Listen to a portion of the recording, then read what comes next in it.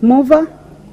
Honorable Speaker, I beg to move that the Facilities Improvement Financing Bill, Senate Bill number 43 of 2023, be now read a third time. I also request the Honorable Robert Mbui to second.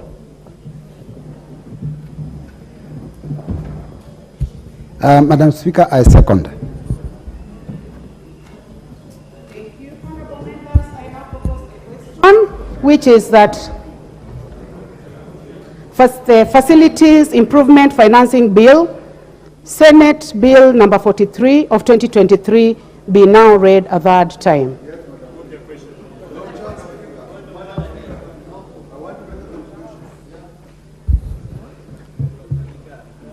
I can allow the Honorable Dr. Nyikal. Thank you, Madam Speaker, for giving me this opportunity.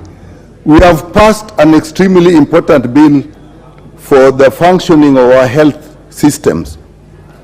What this bill is going to do, Madam Speaker, is that actually our facilities, level 4, level 3, level 2, and even level 5, are now actually being able to manage their own finances. The money will be ring-fenced. Even any contributions, even money from the counties will go there and they'll be managed. So it will make a big difference. This thing worked very well between the years 2005, 2008. But Madam Speaker, there is one point that we'll have to relook at. What we have done now and the amendments that actually were being withdrawn after consideration is that we have said that the district accountant or the county accountant will actually be a mandatory signatory. The problem that will bring is that a small facility, level 2, will actually now have to wait for that accountant to actually make the approval. Now, the best and how it worked before is that these facilities actually have the chairman from the community, the in charge of the facility, and that committee, they can actually use these funds. And then this accountant goes on regularly to just see how they are managing the funds. But since this is actually a Senate bill, if we start doing back, we'll actually be drawing things back. So the agreement, and I think when that time comes, we should remember what I'm saying now. We can look at that later and actually release these facilities from the authority of the district accountant or the county accountant, whoever it is, so that the facilities can run. My colleagues, primary schools, secondary schools actually manage the accounts without referring to the accountants. So why are we tying the health facilities?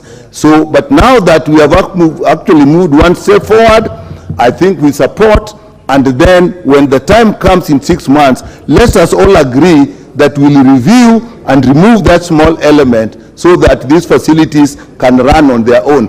Experience showed when I was in the ministry that the things that are run by the community do better than the things that are run directly from a central positions. With that, Madam Speaker, I support.